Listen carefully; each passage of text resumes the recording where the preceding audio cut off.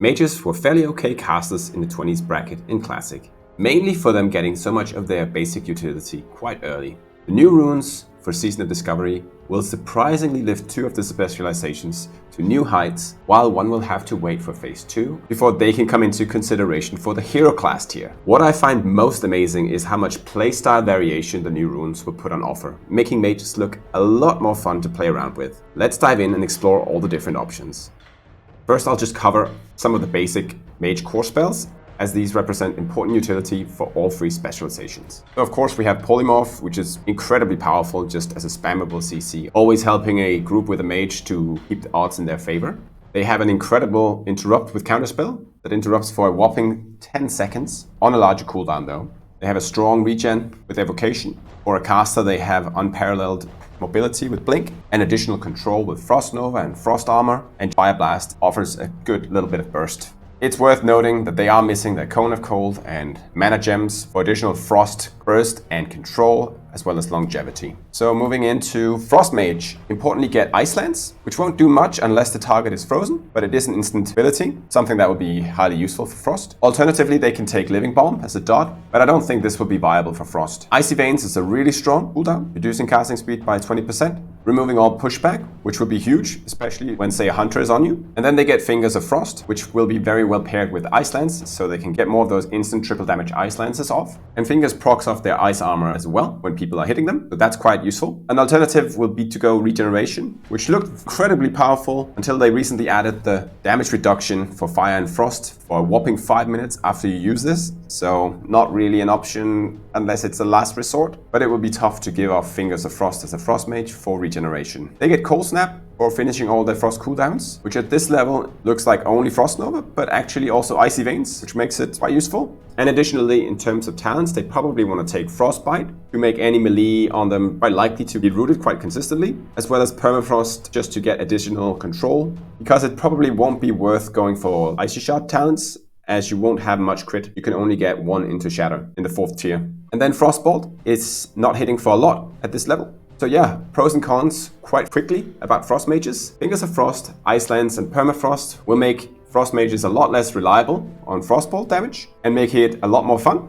However, as you're missing the Shatter talents, for that 50% crit on frozen targets, Frost Mages will not really be viable, I think, for level 25. Pair that with Frostbolt also being a very low hitting damage ability, the specialization's throughput just looks fairly poor. And to add insult to injury, they won't have any Ice Block, Ice Barrier, and also no Cone of Cold that comes in level 26. So for me, this puts this specialization completely in the grave for this level. The only reason it doesn't even go further down is just because of Mage's strong utility with Blink, Poly, Counterspell, and Nova for control. Their best play is probably using Cold Snap for a double Nova into a 4x Ice Lance burst combo, but I don't think it will do enough at this level, which leads me to the point that I think Frost Mages will be absolutely amazing come level 40, when they get all these talents and abilities that I mentioned, with Ice Block, Ice Barrier, Cone of Cold, and Shatter coming into play, as well as their Frostball being much more on par from level 40 onwards. I absolutely think Frost Mages will be the specialization with the biggest jump, going from the C tier to A, if not S tier, come in Phase 2. This might leave some a little bit sad for mages, but you really don't have to be, because moving on, we have Arcane Mage, for example, who will probably pick Regeneration for a really strong heal, channeled over 3 seconds, and which will then give them a buff, which makes all their arcane damage heal them for 40%. This is very expensive, so you won't be able to spam this much. Then I suggest picking Arcane Surge. It will use all your mana, but do a decent amount of damage, and importantly give you 300% regen for 8 seconds, so a mini evocation. Then for PvP, Rewind Time looks strong, combined with Regeneration for what could be close to a 0 to 100% heal. And this looks to be a mana-free 30-second cooldown ability, so you actually will be able to get a lot of healing off if you can time it well and play it correctly for a reasonable amount of mana. Then their Arcane Missiles will hit reasonably hard, certainly harder than Frostbolts, while they have the option for Arcane Explosions both for AoE but also for being in melee when you really don't want to be interrupted on your Arcane School. Then they have Clear Casting and Mana Absorption, which are much needed talents for making their mana last longer.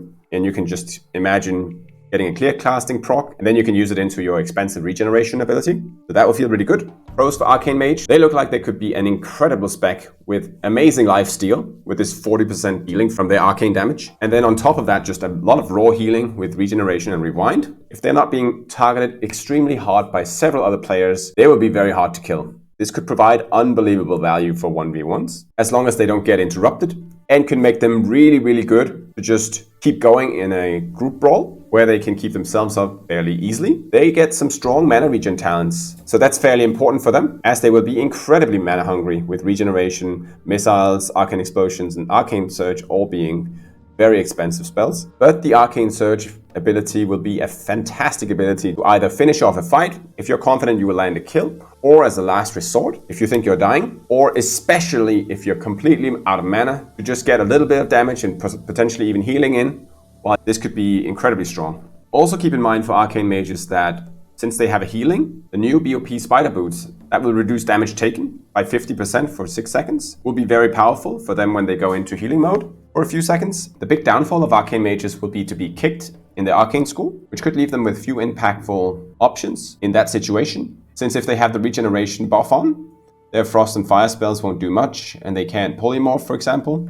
So I do expect Arcane Mages to be targeted fairly aggressively, and they do have less control since they will likely not be spamming Frost Bolts, and they won't have Cold Snap to get those double Novas off. So when they get heavily targeted and they're kicked in Arcane, they will really struggle. However, Arcane looks just incredible for level 40, when I think everybody will worry about running into a mage, because they could be running Presence of Mind and Arcane Power. There might even be an unused damage trinket at this level, or they'll have to wait for level 60 for that. That will just be an incredibly dangerous 1v1 specialization, where they can instantly get you into a polymorph and just at range open up with a big fire spell into a lot of arcane explosion spam that heals and damages as well. That could be really silly later on. All this means that Arcane lands at the bottom end of the A tier for me. They look incredibly strong in the right situations, but could fall flat really quickly if they get interrupted in Arcane. And a lot of classes will have interrupts in Season of Discovery.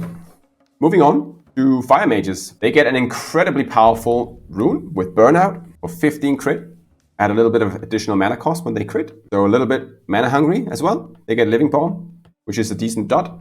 They get Icy Vein, which is going to provide them incredible value for their long casts. They have a fresh new Pyroblast and Fireball doing really, really good damage. And for a fast cast, they have Scorch for when they can't get a long cast off. Then they get some really good talents with Impact for a stun, Burning Soul to avoid interruptions from Hunters, say, Flamethrowing making them the longest range caster, matching the range of Hunters, and Ignite as a valid option since they will have some crit at this level even.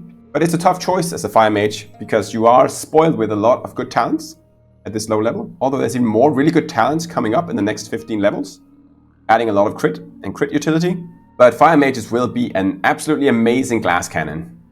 I don't think anyone will be able to match them in this category, as they will both have really strong and fairly consistent burst potential, be that if they get a setup in a 1v1 with a poly into a pyro, or they just get a regular crit or impact stun, while Living Bomb just helps add some pressure. Add into the mix Icy Veins for some really fast casts. As if that's not enough, they still have pretty decent control with the basic mage spells, making Fire Mages an absolute top pick for any group PvP scenario.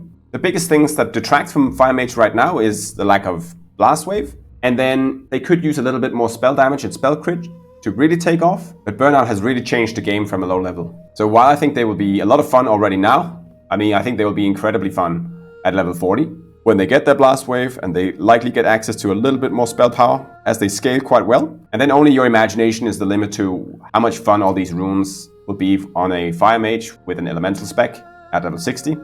That looks just incredible, having access to potentially both Ice Block, Shatter, and Blast Wave, giving them a ton of crit potential and some much needed defensives, because of course Fire Mages are susceptible to being targeted. They are much better when they can free cast, so they will do a lot better if somebody will control the target or peel for them, like a rogue, as Fire Mages will have a much less good time if they get heavily interrupted, but they will be able to build a lot of distance and still be effective with their enormous range. And for 1v1s in particular, while they will require often a polymorph into a hardcast Pyroblast or Fireball setup to do well in 1v1, you can get this off fairly consistently and then just burst down your target before they can do much. And against other casters or healers, if you can get a counterspell in, it's basically GG. So one of the few classes and specializations that look incredibly fun in 1v1, small group and large group scenarios. Therefore, I put Fire Mage at the top end of the A tier, with the only reason they're not going all the way to the S tier being that this bracket does not favor burst really,